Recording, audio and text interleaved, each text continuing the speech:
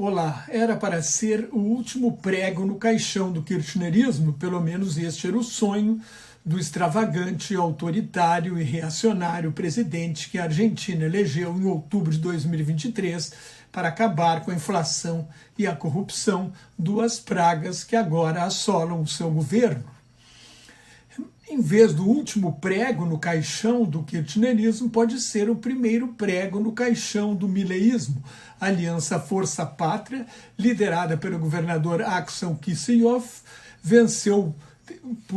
teve uma ampla vitória, venceu por grande maioria de 14 pontos percentuais as eleições da província de Buenos Aires realizadas no domingo. Teve 47% dos votos.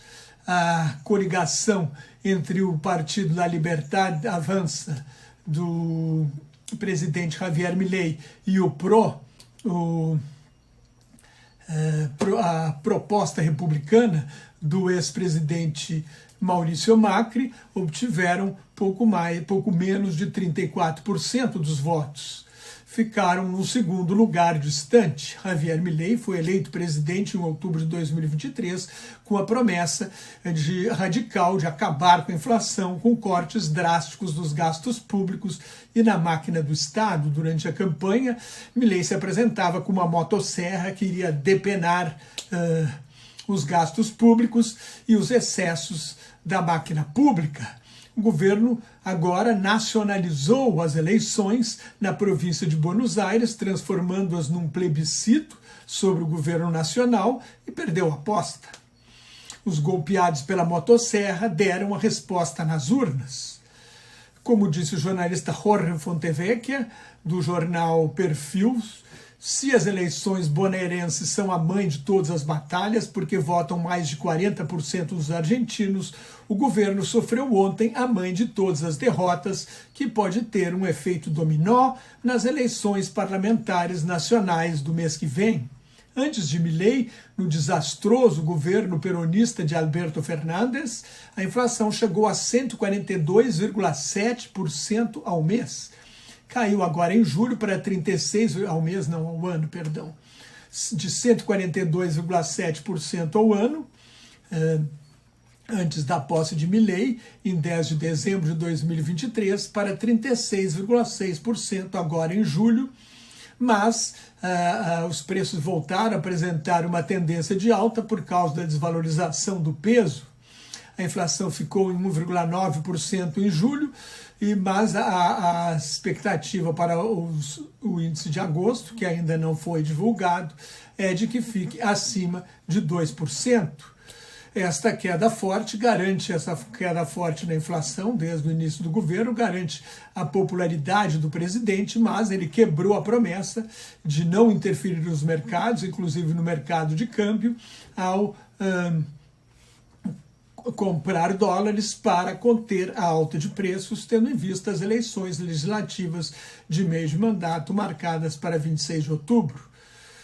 Mesmo nesta segunda-feira, a Bolsa de Valores de Buenos Aires caiu 13%, as ações de bancos argentinos cotados da Bolsa de Valores de Nova York caíram mais de 20%, o dólar chegou a subir 7%, mas depois se estabilizou e ficou no fim do dia com uma alta de 4,25%.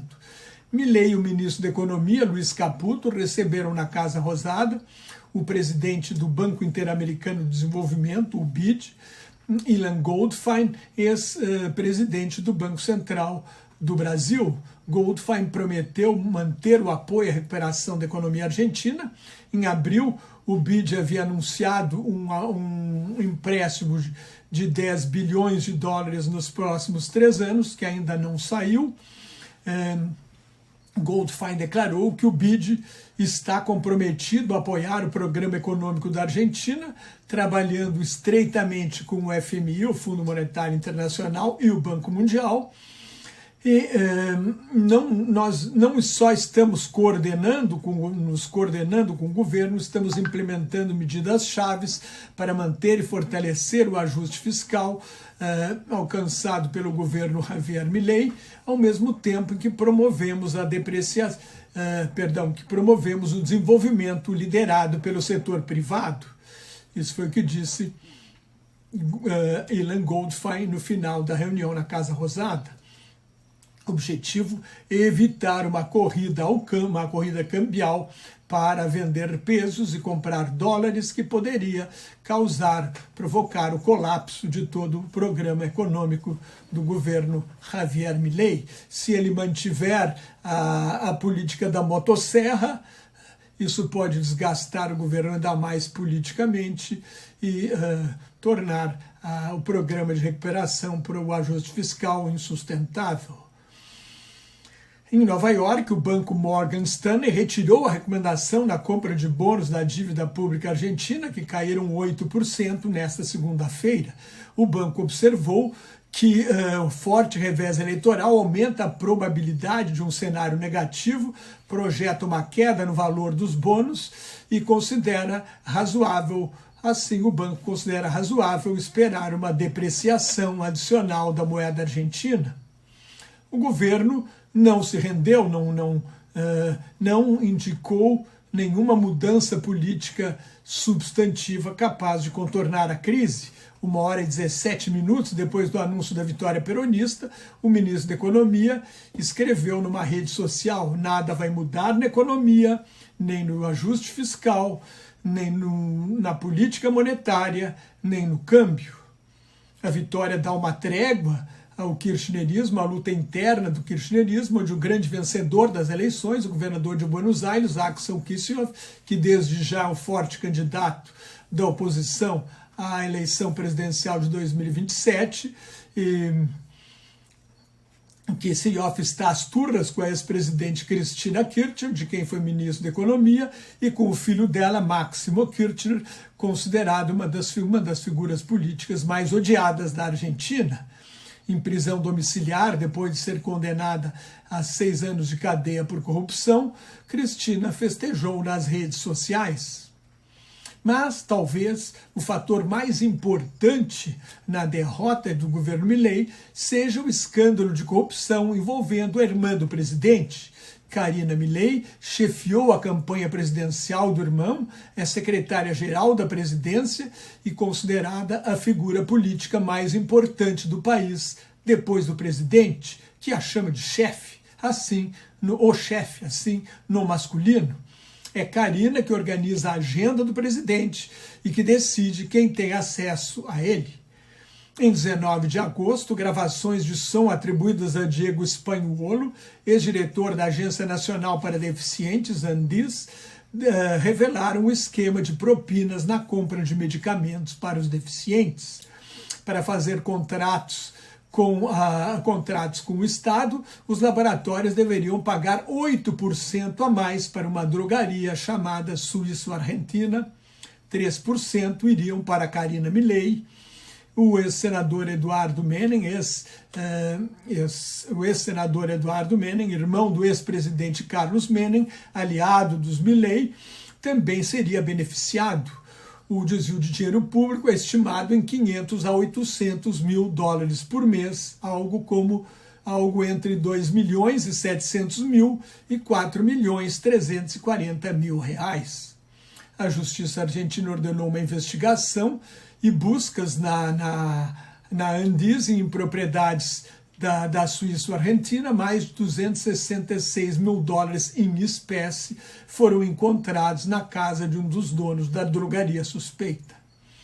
Não é o primeiro escândalo do governo Milei. Em 14 de fevereiro, o presidente argentino promoveu nas redes sociais a criptomoeda Libra.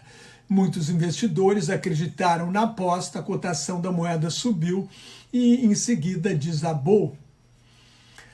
3 dias depois, uma notícia-crime foi apresentada à Justiça Argentina acusando Milei de participar de uma associação ilícita que deu prejuízo a mais de 40 mil pessoas, num valor total de mais de 4 bilhões de dólares, quase 22 bilhões de reais.